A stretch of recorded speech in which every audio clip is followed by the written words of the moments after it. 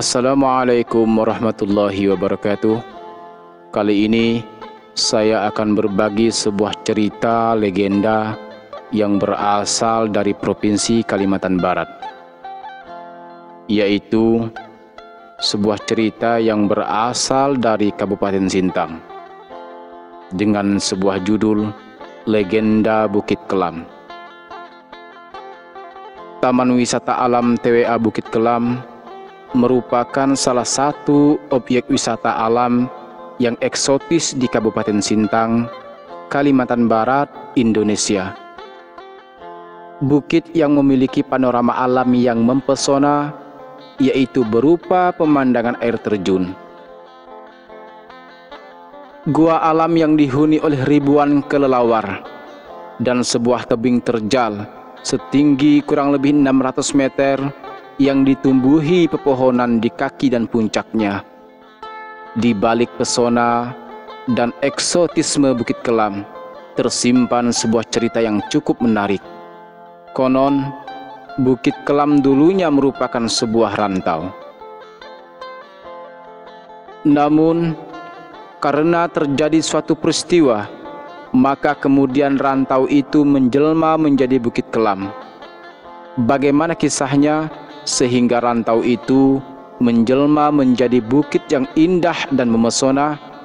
Kisahnya dapat Anda ikuti dalam cerita legenda Bukit Kelam berikut ini. Alkisah di negeri Sintang, Kalimantan Barat, Indonesia. Hiduplah dua orang pemimpin dari keturunan dewa yang memiliki kesaktian tinggi, namun keduanya memiliki sifat yang berbeda. Yang pertama bernama Sebeji atau dikenal dengan Bujang Beji.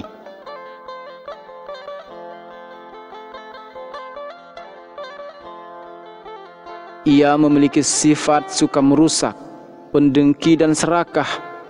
Tidak seorang pun yang boleh memiliki ilmu, apalagi kesaktiannya.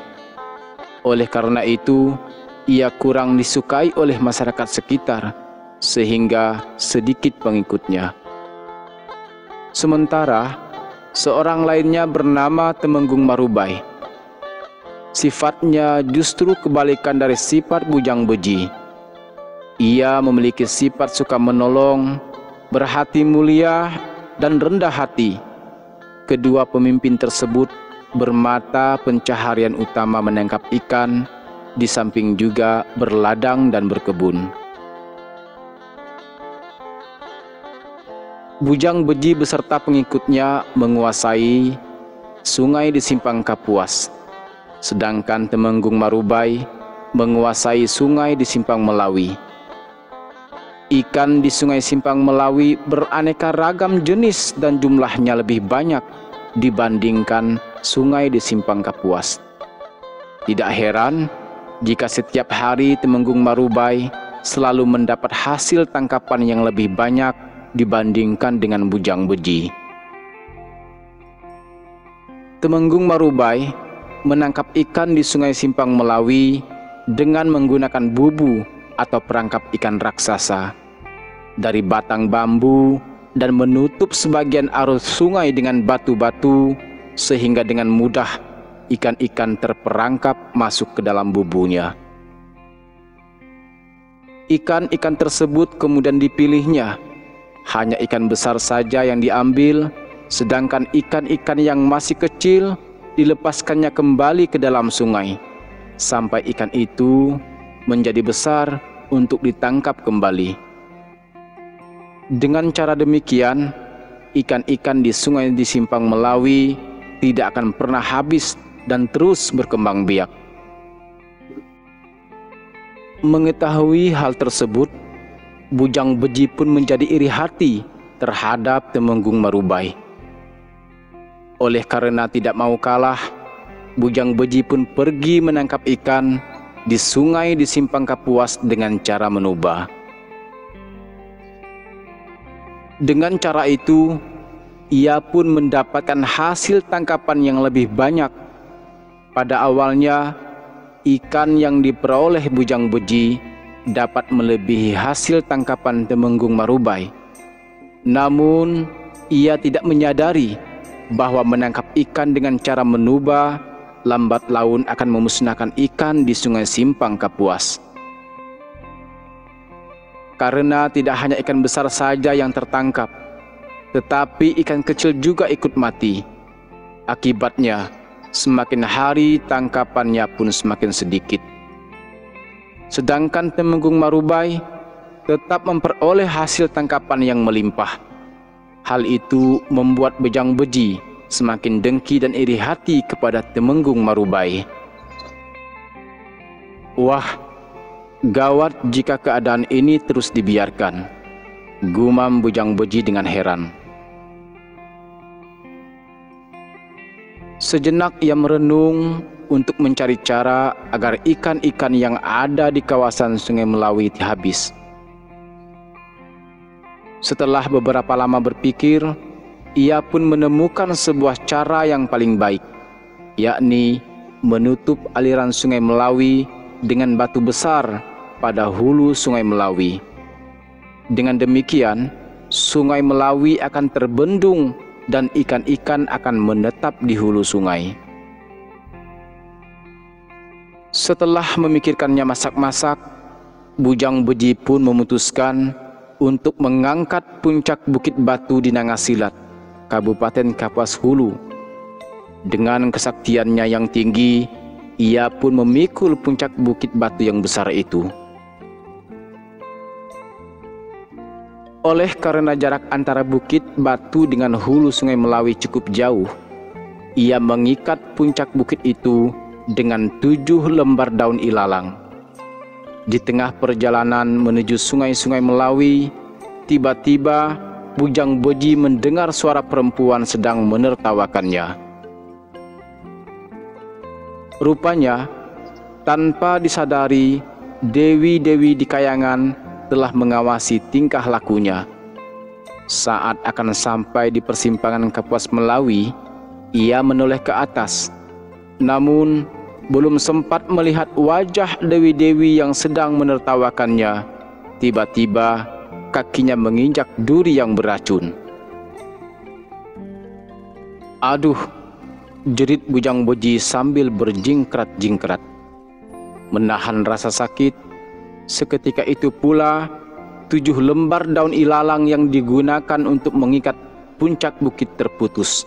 Akibatnya, puncak bukit itu terjatuh dan tenggelam di sebuah rantau yang disebut jetak.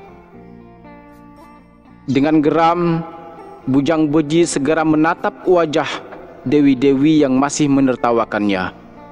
Awas kalian, tunggu saja pembalasanku, gertak Bujang Beji kepada dewi-dewi tersebut sambil menghentakkan kakinya yang terkena duri beracun ke salah satu bukit di sekitarnya. Enyahlah kau duri brengsek, seru Bujang Beji dengan perasaan marah. Setelah itu, ia segera mengangkat sebuah bukit yang bentuknya memanjang untuk digunakan mencongkel puncak Bukit Batu yang terbenam di rantau jetak itu.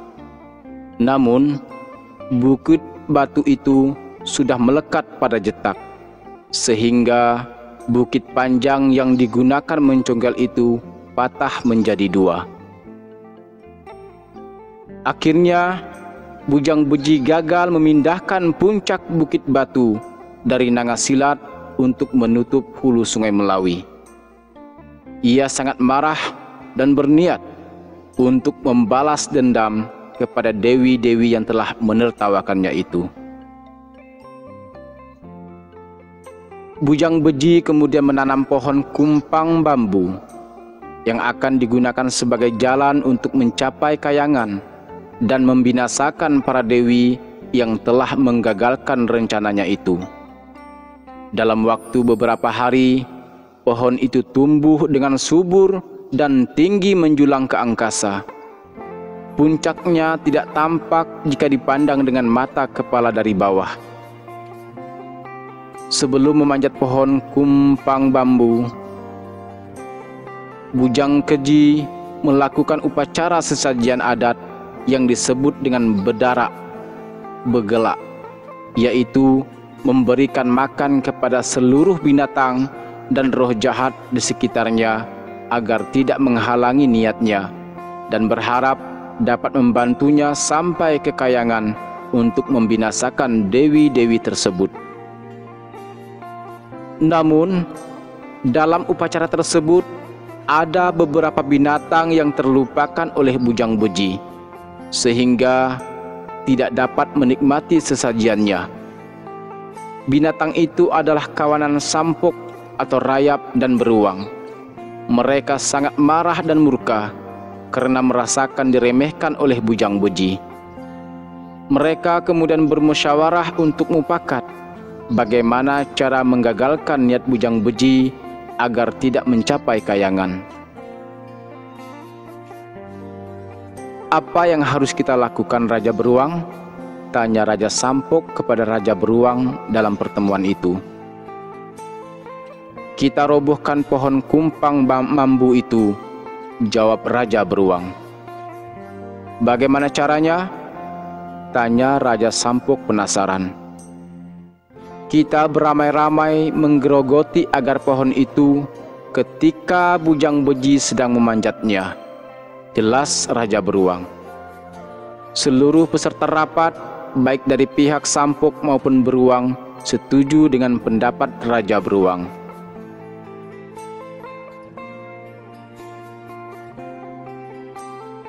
Keesokan harinya, ketika Bujang Beji memanjat pohon itu, mereka pun berdatangan menggerogoti akar pohon itu.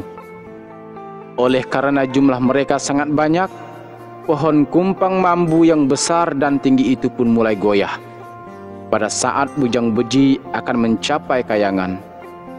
Tiba-tiba terdengar suara keras yang teramat dahsyat. Kretak, kretak, kretak. Beberapa saat kemudian, pohon kumpang mambu setinggi langit itu pun roboh bersama dengan Bujang Beji.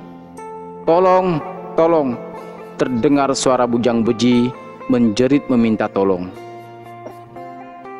Pohon tinggi itu terhempas di hulu Sungai Kapuas, tepatnya di Danau Luar dan Danau Belidak. Bujang Beji yang ikut terhempas bersama pohon itu pun mati seketika. Maka gagallah usaha Bujang Beji membinasakan dewi-dewi di Kayangan, sedangkan Temenggung Marubai terhindar dari berencana yang telah direncanakan oleh Bujang Beji. Menurut cerita, tubuh Bujang Beji dibagi-bagi oleh masyarakat di sekitarnya untuk dijadikan jimat kesaktian. Sementara puncak Bukit Nangasilat yang terhempas dari pikulan Bujang Beji menjelma menjadi Bukit Kelam. Patahan bukit yang berbentuk panjang yang digunakan Bujang Beji untuk mencongkelnya menjelma menjadi Bukit Liut. Adapun bukit yang menjadi tempat pelampiasan Bujang Beji saat menginjak duri beracun diberi nama Bukit Rentap. Demikianlah cerita legenda Bukit Kelam dari daerah Kalimantan Barat, Indonesia. Cerita di atas termasuk dalam cerita teladan yang mengandung pesan-pesan moral. Setidaknya ada 2 pesan moral yang dapat dipetik dari cerita di atas, yaitu akibat yang ditimbulkan dari sikap iri hati dan tamak, dan keutamaan sifat suka bermusyawarah untuk mufakat. Sifat iri hati dan tamak tercermin pada sifat dan perilaku Bujang Beji yang hendak menguasai ikan milik Temenggung Marubai yang ada di Sungai Melawi. Dari sini dapat diambil sebuah pelajaran bahwa sifat tamak dan serakah dapat menyebabkan seseorang menjadi iri dan dengki. Sifat ini tidak patut dijadikan sebagai suri teladan dalam kehidupan sehari-hari. Dikatakan dalam tunjuk ajar Melayu, kalau orang tak tahu diri, seumur hidup iri mengiri. Apa tanda orang serakah, berebut harta terbuan tuah. Sementara sifat suka bermusyawarah untuk mufakat telah terlihat pada perilaku kawanan sampok dan beruang yang berusaha untuk menggagalkan rencana jelek Bujang Beji yang hendak membinasakan dewi-dewi kayangan. Dalam ungkapan Melayu dikatakan, di dalam musyawarah, buruk baiknya akan terdedah. Di dalam mufakat, berat ringan sama diangkat. Wabillahi taufik wal hidayah. Wassalamualaikum warahmatullahi wabarakatuh.